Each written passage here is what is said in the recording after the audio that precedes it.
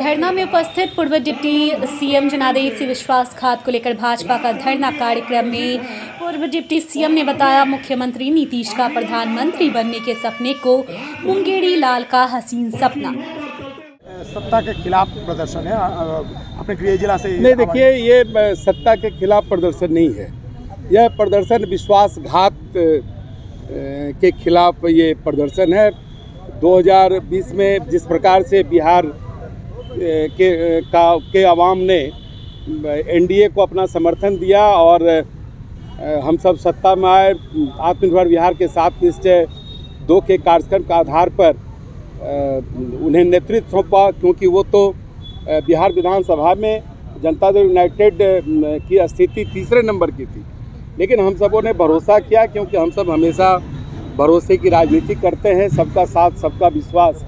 लेकिन उन्होंने हमारे साथ ही नहीं, बिहार के मतदाताओं के साथ विश्वासघात किया और इसके लिए हम सबों ने 10 अगस्त को पटना में एक महाधरना का कार्यक्रम किया और आज बिहार के सभी जिला मुख्यालयों में इस विश्वासघात के खिलाफ में धरना एवं प्रदर्शन का आयोजन किया जा रहा है।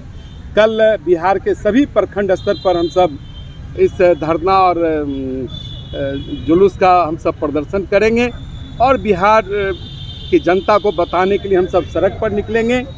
ये बिहार हम सिर्फ अपने सहयोगी साथी भारतीय जनता पार्टी के साथ ही नहीं, और क्योंकि भारतीय जनता पार्टी एनडीए में सबसे बड़ी पार्टी के रूप में थी, लेकिन हम सब उनके नेतृत्व में 2005 से लगातार सरकार और में काम किए। उसके चलते पूरे बिहार के दशा को बदलने का काम किया। केंद्र सरकार का भी हमेशा सहयोग रहा, लेकिन उसके बावजूद भी ये अपने तात्कालिक महत्वाकांक्षा के लिए वो भारत के प्रधानमंत्री के रूप में सपना देखने लगे और उसके बाद जो परिस्थितियां बनी वो आपके सामने में है।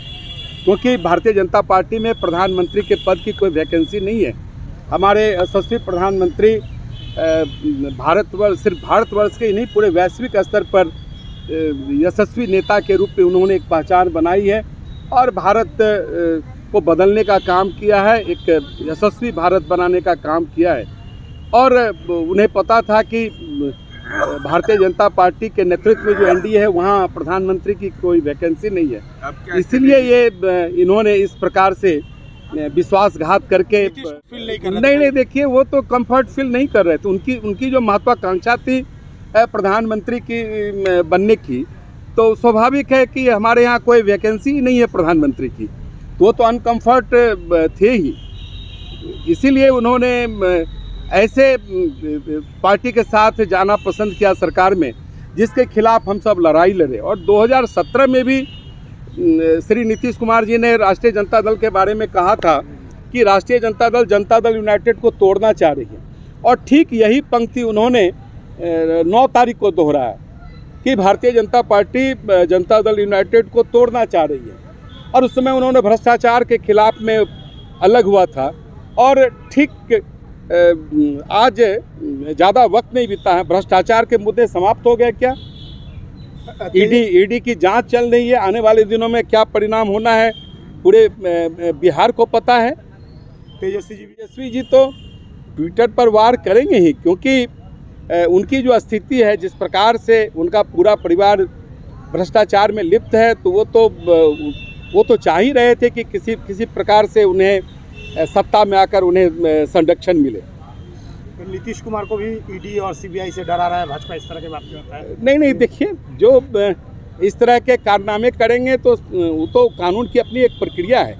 और इतना ही नहीं, सबसे तो आश्चर्य की बात यह है कि श्री लालू प्रसाद जी ने श्री नीतीश कुमार जी के बारे में कहा था कि जिस प्रकार से सांप 2 वर्षों में अपना केंचुआ बदलता है, उसी प्रकार से नीतीश कुमार जी हर 2 वर्ष पर गठबंधन बदलते हैं।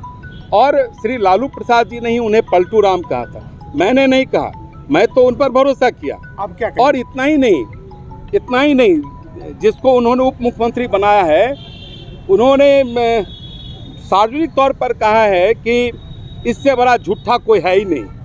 नीतीश कुमार जी के बारे में हमेशा उसने टिप्पणी की, इससे बड़ा झूठा कोई नहीं है। और श्री नीतीश कुमार जी ने श्री लालू प्रसाद जी के बारे में क्या कहा, ये बताने की आवश्यकता नहीं।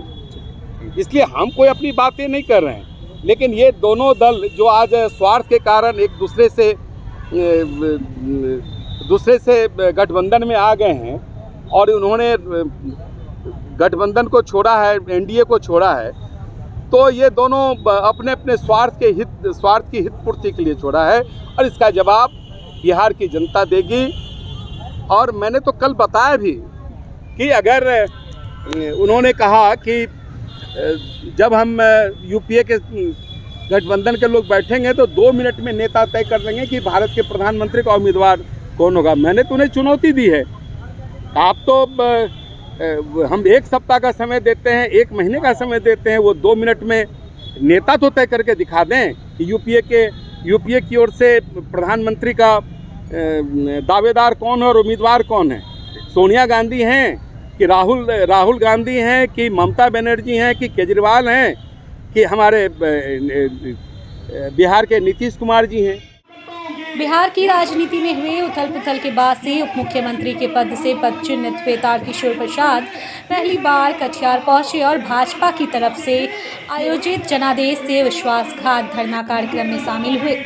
इसी दौरान बिहार में हुए सियासी उलटपलट को लेकर मुख्यमंत्री नीतीश कुमार और ललन सिंह पर जमकर बरसे। तारकिशोर प्रसाद ने बिहार तक से बातचीत के दौरान कहा कि भाजपा नहीं करती धोखे की राजनीति, करती है भरोसे की राजनीति करती है। नीतीश कुमार को प्राप्त हुआ है प्रधानमंत्री बनने का दिव्य ज्योति और इसी वजह से किया जनादेश का उल्लंघन किए। जदयू और महागठबंधन का बेड़ा गर्क करने वाली है जनता। पलटी मारने का हिसाब 24-25 में करेगी जनता और जनता भी मारेगी पलटी। बिहार में औद्योगिकरण पर पड़ेगा असर। शपथ लेते ही आपराधिक घटना का हो गया प्रारंभ। नहीं आएगा बिहार इस शासन में उद्योग लगाने कोई उद्योगपति। नीतीश बनना चाहते थे उपराष्ट्रपति और अवजह बना प्रधानमंत्री का पद। यूपीए में दर्जनों नेता हैं प्रधानमंत्री बनने का ख्वाब देखने वाले और ऐसे में नीतीश कुमार प्रधानमंत्री बनने का ख्वाब है हीरीलाल के हसीन सपनों के समान।